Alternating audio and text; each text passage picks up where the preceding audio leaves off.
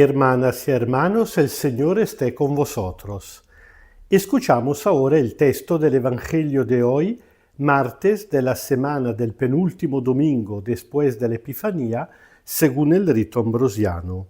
Lectura del Santo Evangelio según San Marcos, capítulo 10, versículo desde 46b hasta 52.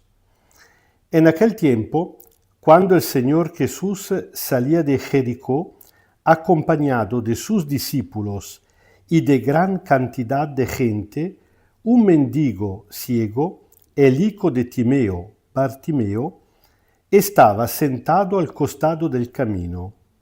Al enterarse de que era Jesús, el de Nazaret, se puso a gritar: «Hijo de David, Jesús, ten compasión de mí».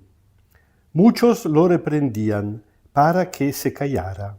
Sin embargo, él gritaba aún más fuerte: «Hijo de David, ten compasión de mí».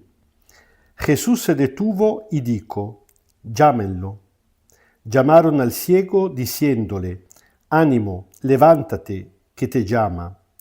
Él, arrojando su manto, se levantó de un salto y se acercó a Jesús. Jesús le preguntó: «¿Qué quieres que haga por ti?» El ciego le respondió: «Maestro, que vea». Jesús le dijo: «Vete, tu fe te ha salvado». Y de inmediato comenzó a ver y a seguirlo por el camino. Palabra del Señor. Mucho más que la narración de un milagro, en el texto, en la escritura del evangelista, se convierte en una catequesis sobre el bautismo y sobre la vida cristiana en general, sobre lo que significa vivir la fe a la luz de la Pascua. El texto es maravilloso, casi cada palabra tiene un sentido propio. Jesús está saliendo de Jericó. Jericó es la ciudad que está a los pies de la montaña, donde en la cumbre está construida Jerusalén. Y por esa razón siempre había sido la última etapa de los peregrinos. Jericó significa ciudades de las rosas, prácticamente es un oasis en el desierto. Yo también recuerdo la maravilla, el alivio que experimentamos cuando, después de haber caminado al contrario, bajando de Jerusalén a Jericó, prácticamente haciendo el mismo camino del hombre malcapitado, el que fue socorrido por el buen samaritano, después de esta carretera tremenda, piedrosa, de polvo en el desierto, uno llega a Jericó, realmente le parece el paraíso terrestre, una ciudad con mucha vegetación, agua, fruta, un encanto. Bueno, los peregrinos que iban a Jerusalén, haciendo el camino contrario, se paraban a Jericó para prepararse y, saliendo de Jericó, empezaban a rezar los salmos de la subida. Prácticamente la procesión que llevara al templo a Jesús y a su grupo empezó ya desde Jericó.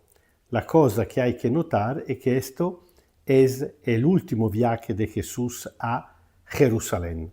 Así que, sabiendo que Jerusalén es el lugar de la muerte y resurrección del Señor Jesús, y Jesús está yendo directo a cumplir con su destino de salvación para nosotros, digamos que el evangelista nos está diciendo que lo que pasa ahora con este hombre es prácticamente un fruto adelantado de lo que Jesús realizará en Jerusalén. Es decir, es un fruto adelantado de la Pascua, que pero para nosotros que venimos después de la Pascua se transforma en metáfora de nuestra existencia cristiana.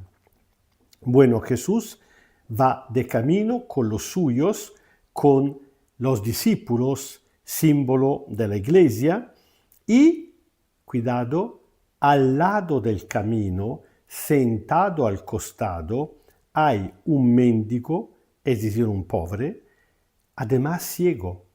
Uno que precisamente porque no tiene la luz, no puede caminar con los demás. Aquí la simbólica es enorme. Digamos que la luz es la luz de la fe. La oscuridad, la cieguez, la segura de la falta de luz, evidentemente es símbolo de la tiniebla, del pecado. Ahora este hombre está apartado del camino, no puede caminar con los demás, ser discípulo de Jesús. ¿Por qué? Porque todavía está atrapado por el pecado. Pero a pesar de esto, puede escuchar. Todos pueden escuchar la palabra del Señor Jesús. Todos pueden darse cuenta por medio de la palabra anunciada. La palabra hay que anunciarla a todo el mundo, incluso evidentemente a los que no conocen al Señor Jesús, porque es el primer paso de la evangelización. Bueno, por medio de la escucha se da cuenta que en su vida está pasando el Señor Jesús. Y por eso le dirige una invocación. Hijo de David, ten piedad de mí, ten compasión de mí. Y aquí pasa algo realmente grave, triste. Los que van con Jesús, en vez que ayudarlo a acercarse a Jesús, lo reprochan, le ordenan que se calle, forman como un muro entre Jesús y esta persona. Esta es la cosa más triste que podría pasar a la iglesia, a nosotros que somos en toda época discípulos del Señor Jesús. En vez que favorecer el encuentro de la gente con el Señor Jesús, convertirnos en un obstáculo. A veces, desgraciadamente, eso sucede. Es decir, que el mal ejemplo, la manera de vivir como contratestimonio de la gente que estamos dentro de la iglesia, se convierte en una piedra de estorbo por los demás. Jesús, pero, no se lo permite y no solamente separa, sino que ordena a aquellos mismos que estaban reprochando al ciego que vayan a llamarlo, la vocación, el llamamiento. Y que le dicen estos: ánimo, levántate que te llama. Levántate, levantarse, el verbo de la resurrección. Jesús se levantará de entre los muertos y el hombre, arrojando su manto, que hasta este momento había sido su única propiedad, su única riqueza, su única, digamos, su único amparo, lo tira, ya no le hace falta, porque tiene confianza que Jesús se convierta en su propia seguridad, en su propia salvación. No le hace falta cubrirse ya con cosas humanas. Ya se está abriendo en la esperanza al Señor Jesús. Y se acerca a Jesús. Jesús le pone la misma pregunta que poco antes había puesto a los dos discípulos, a Santiago y Juan. ¿Qué quieren que haga por ustedes? En este caso, ¿qué quieres que haga por ti? La cosa curiosa, un poquito desgraciada, es que ellos que habían sido discípulos de la primera hora y eran destinados a ser columna de la iglesia, habían caído en la tentación del poder. Le habían pedido de permitirle sentarse a su derecha, a su izquierda, para compartir su poder en la gloria. En cambio, el ciego le responde: Maestro, que vea. El hombre le está pidiendo la luz para ver, que a nivel histórico de este momento evidentemente es la vista física, pero en la perspectiva del Evangelio se convierte precisamente en símbolo de la fe. Y Jesús le dijo: vete, tu fe te ha salvado. ¿Y qué hace el hombre? De inmediato comenzó a ver como nosotros, cuando hemos recibido el bautismo, Dios nos ha liberado de la tiniebla del pecado y nos ha ofrecido la oportunidad, la posibilidad de ver con los ojos de la fe y a seguirlo por el camino. En esto consiste la fe. Ser bautizado significa seguir a Jesús por el camino. Jesús es el camino, la verdad y la vida, y nosotros podemos seguirlo porque ya, por medio de la luz de la fe que hemos recibido en don por el bautismo, ahora sí podemos verlo perfectamente. El Señor esté con vosotros. Kyrie eleison, Kyrie eleison, Kyrie eleison.